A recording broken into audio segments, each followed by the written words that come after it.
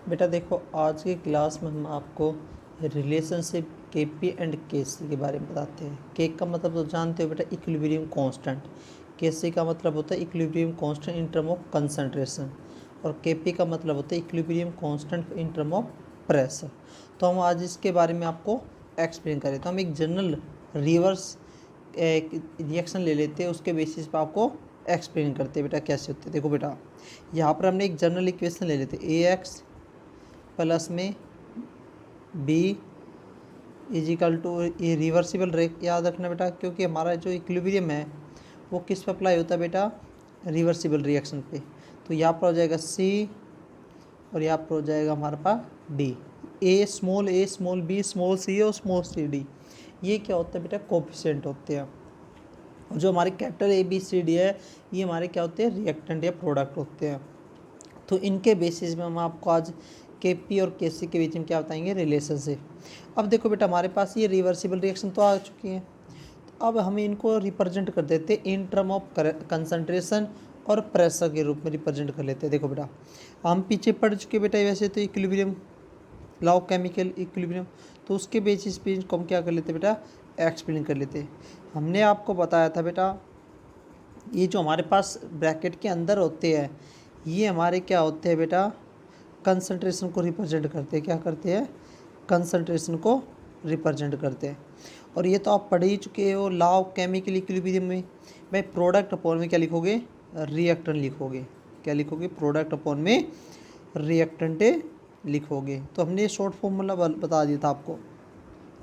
अब हम इसको और सिंप्लीफाई ऐसे कर देते हैं इन टर्म ऑफ कंसंट्रेशन। सी, देखो बेटा, ये जो कंसंट्रेशन को रिप्रेजेंट कर रहा है सी, तो नीचे कैपिटल सी आएगा, ऊपर स्मॉल सी आएगा, ये आएगा कैपिटल डी आएगा और यहाँ पर डी आएगा। सी कंसंट्रेशन को रिप्रेजेंट कर रही है बेटा, जो इक्विलिब्रियम कांस्टेंट है उसको कंसंट्रेशन की टर्म में रिप्रेजेंट करे बेटा। ऐसे यहाँ पर आ जाएगा बेटा, सॉरी बेटा, ऐसे यहाँ पर भी आ जाएगा हमारे पास। तो हमने इसको इस रूप पे क्या कर लिया बेटा, रिप्रेजेंट कर लिया। अब हमारे पास जो सी ए है, सी बी है, सी डी है और सी है बेटा, ये रिप्रेजेंट कर रही है बेटा ए बी सी डी की कंसंट्रेशन को रिप्रेजेंट कर रही है। जैसे आपके पास आ जाए बेटा सी ए, सी बी, सी और ये सी डी, ये रिप्रेजेंट कर रही है बेटा concentration of reactant A B, product C और डी की। क्लियर हो गया। अब इसी को हम इन टर्म ऑफ प्रेशर और लिख लेते हैं बेटा। क्या लिख लेते हैं, इन टर्म ऑफ प्रेशर। ये वैसे हम बता चुके हैं आपको बेटा, के पी की टर्म में वो लिख लेते बेटा। जब के पी की टर्म में लिखते हैं तो बेटा ये प्रेशर होती है बेटा इसमें, तो हम इसमें भी इसको रिप्रेजेंट कर देते हैं बेटा। इसमें भी हम इसको क्या कर देते हैं बेटा, रिप्रेजेंट कर देते हैं। ये इन टर्म है बेटा प्रेशर, ये हमारा क्या है बेटा, इन टर्म ऑफ प्रेशर है बेटा, ये नोट कर दिया। यहाँ पर जो पी सी है, पी डी है, पी ए है, पी बी, ये कर रही है बेटा रिप्रेजेंट प्रेशर को। जो हमारा रिएक्शन है बेटा, जो हमारी जनरल रिएक्शन है, इसको हम, जो हमारी जनरल रिएक्शन है उसको इन टर्म ऑफ प्रेशर में रिप्रेजेंट कर रही है। अब यहाँ पर हमें ये जो नोट कर लिया कंप्लीट है, हमने कह दिया कि हमारा जो रिएक्टेंट है ए बी सी और डी, ये गैसेज में है बेटा। जो हमारे रिएक्टेंट और प्रोडक्ट बेटा किस में है, गैसेज में है। तो यहाँ पर हम आइडल गैस इक्वेशन अप्लाई कर देते हैं, आइडल गैस इक्वेशन। तो क्या आती बेटा, हमें पता पी वी इजिकल टू क्या होती, एन आर टी।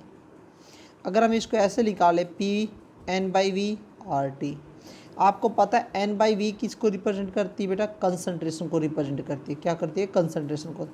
तो हमारे पास आ जाएगा सी आर टी आ जाएगा, ये वैल्यू आ जाएगी हमारे पास P equal to according to ideal gas equation.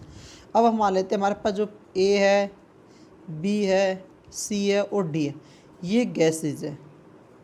और इनका जो प्रेशर होगा वो क्या होगा बेटा, इनका जो प्रेशर होगा वो PA होगा, PB होगा, PC होगा और PD होगा।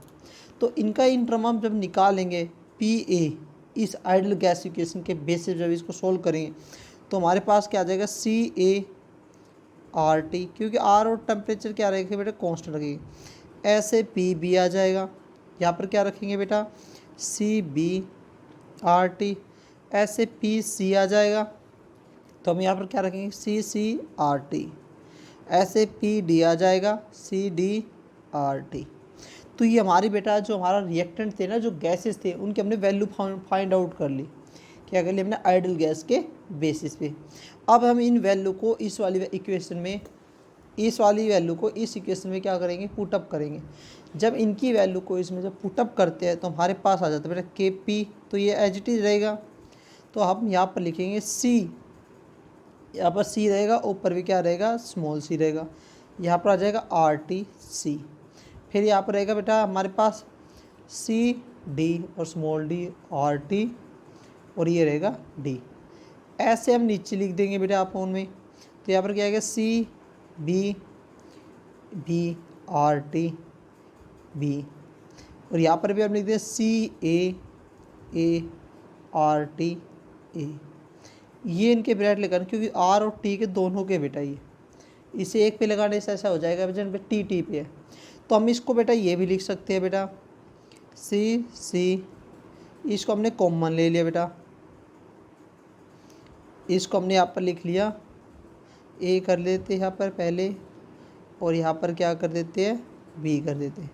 और यहाँ पर आप देखोगे RT ये हो जाता है प्लस में C प्लस D, और यहाँ पर आ जाता है RT A प्लस में B आ जाता है। अब आपने देखा ये वैल्यू हम कहाँ क्या रख सकते हैं? इस वैल्यू की जगह हम क्या रख सकते हैं बेटा? ये कंसंट्रेशन वाली वैल्यू रख सकते हैं। ये है, दोनों क्या कर रही है बेटा? ये वाली और ये वाली वैल्यू मैच कर रही है। तो हम यहाँ पर क्या लिख सकते हैं? KC लिख सकते हैं बेटा। KP इजिकल टू क्या आ गया? KC। क्या आ गया बेटा? KP इजिकल टू क्या आ गया? KC। और यहाँ पर RT था बेटा, ये आ जाएगा C प्लस में D, और यहाँ पर आ जाएगा माइनस में A प्लस में B, क्योंकि ये वैल्यू अपॉन में चल जाएगी, जिससे क्या आ जाएगा? माइनस में आ जाएगा। तो हम इसको लिख सकते हैं KP equal to KC RT into में डेल्टा N। डेल्टा N क्या होता है बेटा? Change of number of mole, product minus में रिएक्टेंट। मतलब प्रोडक्ट के जो मोल है उनमें से हम रिएक्टेंट के मोल को क्या कर देंगे? माइनस कर देंगे। तो हमारे पास क्या आ जाएगी? डेल्टा N की वैल्यू आ जाएगी। तो ये इसका क्या था बेटा? रिलेशनशिप था। क्या था? रिलेशनशिप। तो आप ध्यान रखना बेटा, डेल्टा N का मतलब क्या रहेगा बेटा? यहाँ पर प्रोडक्ट के मोल है बेटा, उसमें से माइनस कर देंगे बेटा रिएक्टेंट के मोल,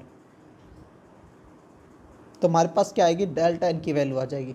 तो इसके बेसिस पर हम इनकी न्यूमेरिकल भी क्या कर लेंगे बेटा? सोल्व कर लेंगे। अब इसमें जैसे एक न्यूमेरिकल है बेटा, उसके बेसिस में हम आपको बताते हैं। ये कह रहा है कि हमारे पास एक केमिकल रिएक्शन है बेटा, 2NOCl है, ये गैसेस है बेटा, और यहाँ पर इक्विलिब्रियम हो रहा है बेटा। यहाँ पर 2NO ये भी गैस में है बेटा, प्लस में Cl2 ये भी गैस में है। ये एक इक्वेशन दे दी बेटा, नाइट्रोजन ऑक्सीक्लोराइड, नाइट्रोजन ऑक्साइड और क्लोरीन। ये कह रहा है जब इसका हम इक्विलिब्रियम करते हैं तो हमें ये मिलता है बेटा। और उसने कह रहा है कि भाई value of equilibrium constant KC की वैल्यू दे रहा कि बेटा इसने 3.75 इंटू 10⁻⁻⁶ ये वैल्यू दे रहा कि बेटा। और टेम्परेचर भी दे रहा है उसने 109 कैलोरी, क्योंकि बेटा एक पर्टिकुलर टेम्परेचर पे KC की वैल्यू या KP की वैल्यू क्या होती है? फिक्स। तो कह रहा है बेटा इसी टेम्परेचर पे KP की वैल्यू फाइंड आउट करो। क्या करो? KP की वैल्यू फाइंड करो। तो बेटा हमें पता है इनका तो रिलेशनशिप क्या होता है? KP इजिकल टू क्या होता है बेटा? KC होता है। ये तो हमें पता है बेटा, KP equal to KC RT, और ये क्या होता है बेटा? Delta N।